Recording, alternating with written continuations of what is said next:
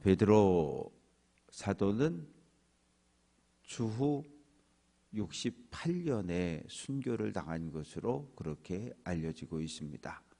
베드로후서는 순교당하기 2년 전 추후 66년에 기록되어진 편지입니다.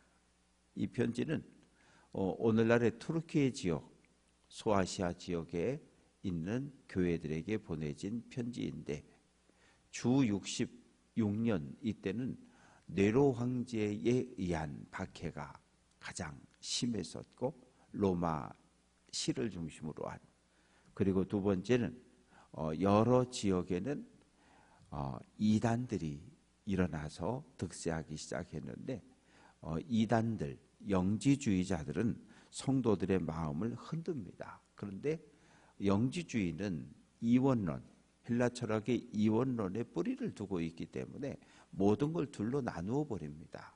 육체, 그건 악한 거야. 영혼, 그건 선한 거야.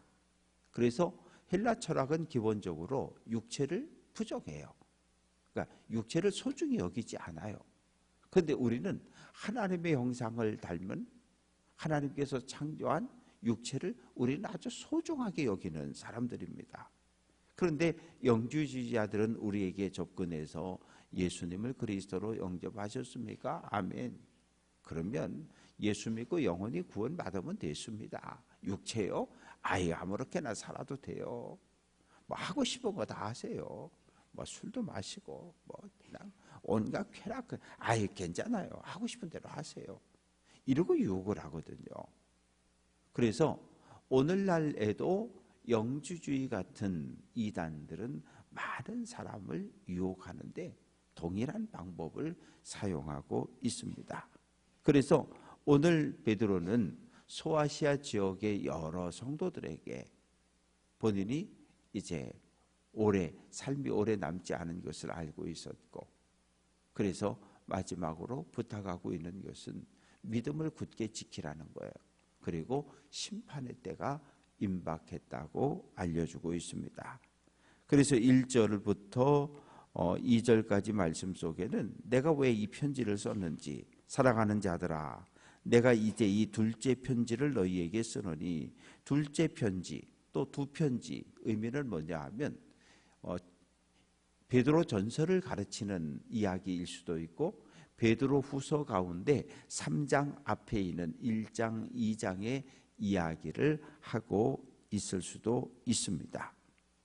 너희의 진실한 마음을 일깨워 생각나게 한다. 너희에게 내가 다시 한번 권면하는데, 거짓 교사의 유혹에 넘어가면 안 된다. 진실한 삶, 거룩한 삶을 살아가야 합니다 라고 이야기하면서 2절에서 거룩한 선지자들이 예언한 말씀, 이건 뭐예요? 구약성경을 이야기하는 거예요. 당시 구약성경은 하나님이 직접 주신 모세오경, 하나님이 선지자들을 통해 주신 선지서, 이 두 가지가 구약성경이었습니다. 그리고 시편을 비롯한 성문서들은 주 90년에 가서 정경으로 인정을 받았기 때문에 이때까지는 아니었고요. 그러나 예수님도 시편의 말씀들을 많이 인용을 하셨습니다. 그리고 여기 하나 보태지는 것이 주 되신 구주께서, 예수님께서 사도들을 통해서 너희들에게 가르쳐준 말씀, 부활의 복음에 대해서 너희들이 기억하라는 거예요. 기억하라는 말은 마음에 새기라는 거예요. 마음에 새겨둔 늘 그 말씀을 묵상하며 살아갈 수 있다고 이야기합니다.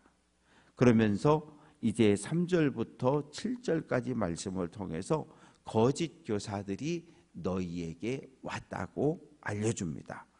먼저 이것을 알지니 말세에 조롱하는 자들이 와서, 거짓 교사, 예수님의 성육신을 부인하는 사람들, 예수님의 십자가 죽음을 부인하는 사람들, 이런 사람들이 와서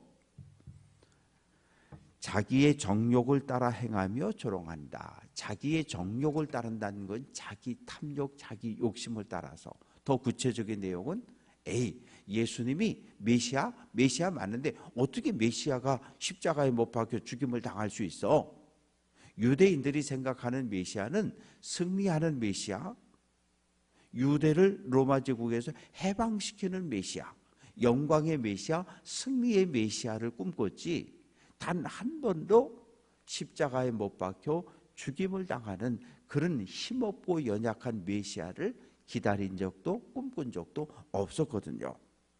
그래서 예수의 성육신과 십자가 죽음을 부인했던 사람들이 영지주의 이단들입니다. 그러면서 4절에서 구체적으로 조롱의 내용은 뭐냐 하면 주께서 강림하신다는 약속이 어디 있느냐. 아니 예수님이 메시아가 온다고? 야 거짓말하지 마. 증거를 보여봐. 천지가 창조된 날부터 이 많은 사람들이 구약의 많은 사람들이 믿음의 사람들이 죽었지만 지금까지 하늘과 땅은 그대로 있지 않냐. 거짓말하지 마. 도리어 성도들을 향해서 예수의 재림이 거짓말이라고 주장을 하는 거예요. 그러면서 5절에 하늘이 옛적부터 있는 것 같이 옛날 사람들은 하늘이 이렇게 하늘에 큰 쇠판 같은 뚜껑으로 이렇게 덮여져 있다고 생각을 했어요. 땅이 물에서 나온 것 같이 이 말의 의미는 창세기 1장 2절 말씀을 보면 땅의 상태가 천지를 창조하기 이전 땅의 상태가 물이 땅을 덮고 있었거든요. 땅이 땅 역할을 못했다는 거죠. 강 물이 흐르고 강 바닥이 있는 것처럼 바다가 있고 바다 밑에 흙이 있는 것처럼 이 물이 땅을 덮고 있었어요. 그래서 땅이 물에서 나왔다는 것은 하나님께서 말씀으로 이 물을 한쪽으로 모으니까 땅이 나왔다는 거죠. 이 표현을 쓰고 있고 또 물로 성립된 것도 하나님 말씀으로 된 것이다. 이 말의 의미는 뭐냐 하면 하나님께서 노아 시대의 홍수로 이 땅을 심판하셨다는 이야기예요. 뭐로? 말씀으로. 비가 내려서 이 땅을 심판하신 것처럼. 6절 말씀 보면 그때의 세상은 물이 넘침으로 멸망하였는데 노아 시대에는 물 심판을 받아서 온 세상이 멸망을 당했지만 이제 7절 말씀 그 동일한 말씀으로 하나님은 동일한 말씀으로 또 소돔과 고모라를 불로 심판한 것처럼 이 땅을 심판할 때가 있다는 거예요.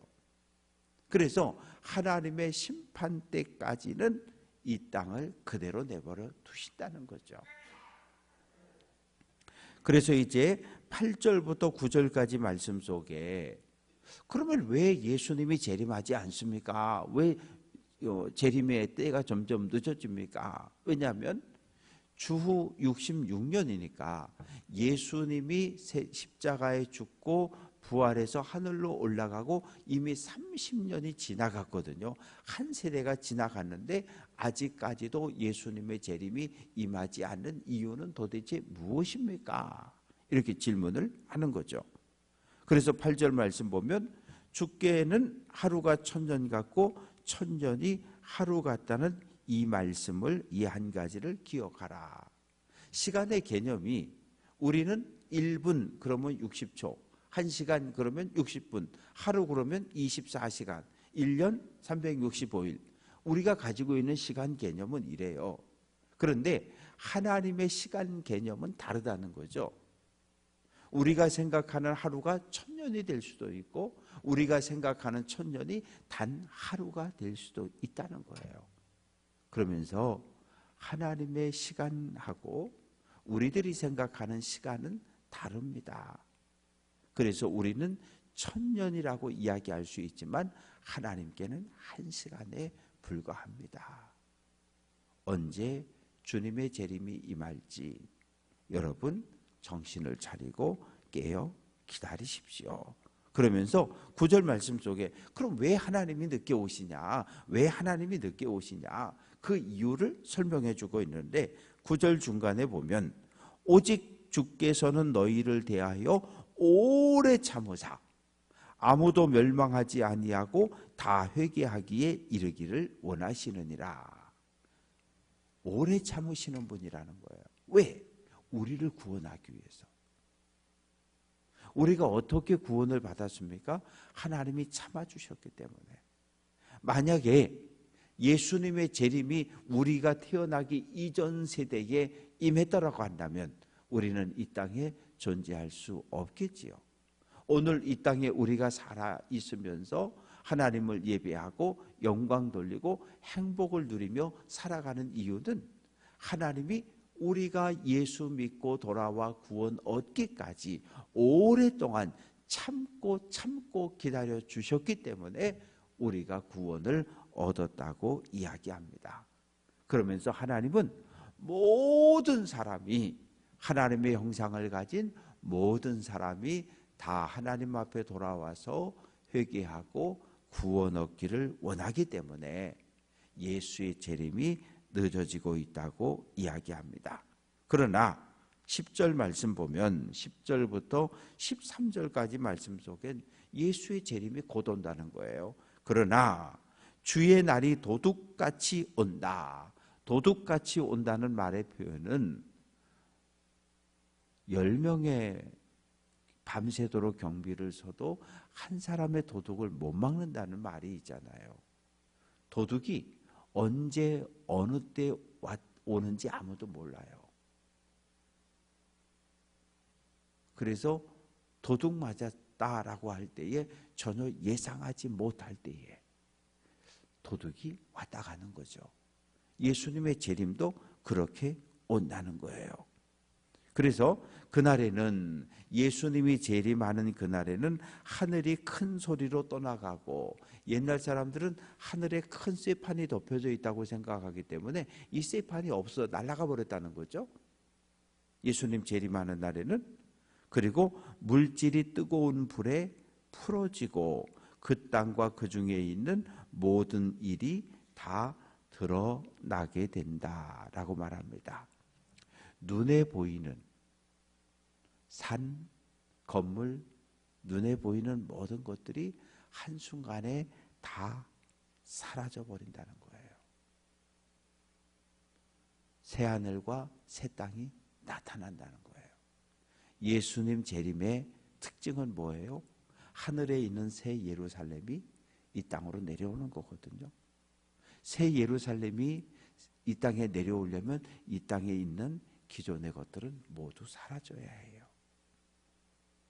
그래서 예수의 재림이 도적같이 올 것이고, 11절 말씀 보면, 그러면 예수님의 재림이 종말이 임박한 이 시대를 살아가는 우리들은 어떠한 삶을 살아가야 되겠냐? 11절 끝부분에 보면 거룩한 행실과 경건함으로. 거룩하다고 하는 것은 하나님에게 선택을 받았다는 거예요. 하나님에게 선택받은 사람처럼 거룩한 말과 행실을 하고 하나님을 두려워하고 사랑하는 마음을 품고 살아가라는 거예요. 그러면서 12절에 하나님의 날이 임하기를 바라보고 간절히 사모해라. 이 말씀의 의미는 사모하라고, 간절히 사모하라고 하는 말은 간절히 기다리라는 거예요. 우리에겐 오늘밖에 없어요. 내일이 있다고 우리는 어느 누구도 주장하지 못해요. 그래서 오래전 많이 불러졌던 내일일은 난 몰라요 라고 하는 복음성가가 있었는데 그게 답이거든요. 내일일은 난 몰라요. 우리는 오늘 하루를 살아가는 사람들입니다. 그래서 오늘 하루를 하나님의 말씀을 따라 최선의 삶을 다하며 살아갈 것을 우리에게 요청하고, 그 뒤에 그날의 하늘이 불에 타서 부러지고 물질이 뜨거운 불에 녹아지려니와, 이건 10절의 말씀을 반복하고 있습니다. 13절은 우리는 하나님의 약속대로 의가 있는 곳인 새하늘과 새 땅을 바라보도다. 성도들은 하나님의 심판이 종말이 임할 때에 우리가 바라보는 것은 새 하늘과 새 땅, 그리고 하늘에서 내려오는 거룩한 성 새로운 예루살렘을 바라보라고 말합니다. 이제 14절부터 18절까지 말씀은 마지막 다시 한번 재림에 대해서 이야기하며 거짓 교사들을 주의할 것을 우리에게 부탁합니다. 사랑하는 자들아, 너희가 새하늘과 새 땅 하나님의 나라를 바라보니 주 앞에서 점도 없고 흠도 없이 평강 가운데 나타나기를 힘쓰라. 하나님이 주시는 평화가 너희들과 함께 하기를 바란다. 그러면서 15절에서 우리 주의 오래 참으심이 구원이 될 줄로 여겨라. 오늘 우리가 예수 믿고 구원받은 것 하나님의 오래 참으심, 하나님의 인내하심인 줄 알고 감사하라고 말합니다. 그러면서 이 동일한 이야기를 누가 예수님 재림에 대한 이야기를 누가 바울도 썼다는 거예요. 15절 중간에 보면 형제 바울도 그 받은 지혜대로 너희에게 이같이 썼고, 사도 바울의 편지에도 종말과 예수님의 재림과 심판과 구원에 대한 이야기가 많이 기록이 되어져 있습니다. 16절 바울의 편지에도 이런 일에 관하여 썼는데 바울의 편지를 온전히 알지 못한다는 거예요. 바울의 편지를 읽어보면 잘 모르는 것도 있다는 거죠. 그런데 문제는 뭐냐 하면 16절 중간에 무식한 자들과 굳세지 못한 자들이 다른 성경과 같이 예수 재림에 대한 이야기도 억지로 풀다가 스스로 멸망에 이르렀다. 여기서 무식한 자들이라고 하는 것은 사도들의 가르침을 인정하지 않는 사람들이에요. 사도들이 예수님의 재림에 대해, 예수님의 부활에 대해 가르쳐 주었는데 그 말씀을 온전히, 그러니까 듣고서 마음에 새기지 않고 흘려버렸다는 거죠. 그러니 어떻게 해요? 인정하지 않는 거예요. 에이 설마요? 에이 설마요? 아이 그럴 리가 없어요. 아이 사람이 죽으면 그만이지 어떻게 부활을 해요? 인정하지 않는 사람들. 그리고 굳세지 못하다라고 하는 이 말의 표현은 말씀을 듣기는 들었는데 그것을 내 것으로 소화하지 못하고 받아들이지 못한 사람들을 이야기합니다. 그러니까 자기 생각을 가지고 하나님의 말씀을 억지로 자기 생각대로 풀어서 해석하는 사람들. 하나님의 말씀을 하나님의 말씀으로 받지 못하고 하나님의 말씀을 하나님의 음성으로 받지 못하고 여전히 자기가 내 인생의 주인된 삶을 살아가는 사람들을 이야기합니다. 그래서 17절에서 사랑하는 자들아 너희가 이것을 미리 알았은즉 예수님의 재림 그리고 마지막 날에 대해 너희가 알았으니 무법한 자들의 미혹에 이끌려, 이 말이 바로 이단들에게 끌려서 이단의 유혹에 넘어가서 굳센 데서 떨어질까 삼가라. 믿음의 길을 잘 달려가다가 그만 넘어질까 조심해라. 이단들을 경계하라고, 거짓 교사를 물리치라고 권면하면서 18절에서 마지막 인사를 하고 있습니다. 예수 그리스도의 은혜가 또 예수님을 아는 지식에까지 자라가라. 그러니까 초등학교도 6년 다니면 졸업하고 중학교도 3년 다니면 졸업하고 졸업인데 이 신앙생활에는 졸업이라는 단어가 없는 거예요. 우리의 믿음은 계속해서 자라가야 되는 거예요. 자녀들이 키가 안 크면 부모들이 속상하잖아요. 마찬가지로 우리의 믿음이 계속 조금씩 성장하고 성숙해서 하나님이 칭찬하는 모습으로까지 우리들의 믿음을 키워내야 합니다. 그래서 매일매일 말씀을 듣는 것이, 제가 4년 전 우리 교회 부임하고 한 주간 지나고 그리고 창세기 1장부터 시작해서 이제 오늘 요한 베드로 후서 3장까지 끝났잖아요. 4년. 그리고 앞으로도 한 3, 4개월 더 가면 요한계시록까지 끝나게 될 거예요. 매일 아침 새벽을 깨워 나와서 한 장 성경을 읽고 그리고 목회자들이 전해주는 말씀을 들으면 콩나물에 물 주듯이 그냥 매일 그 말이 그 말 같은데 아니 그렇지 않아요. 그래도 매일 콩나물에 물을 주는데 물은 밑으로 쭉쭉 빠지는 것 같은데 콩나물은 크거든요. 쑥쑥쑥. 마찬가지로 하나님의 말씀이 우리 마음판에 새겨지고 마음의 자리를 잡으면 이 말씀에 싹이 나서 자라고 30배, 60배, 100배의 결실을 맺어서 하나님의 거룩한 백성으로 풍성한 삶, 부활의 예수님을 내 인생의 주인으로 모시고 행복한 믿음의 길을 오늘도 걸어갈 수 있는 귀한 성도들 될 수 있기를 주님의 이름으로 축원합니다.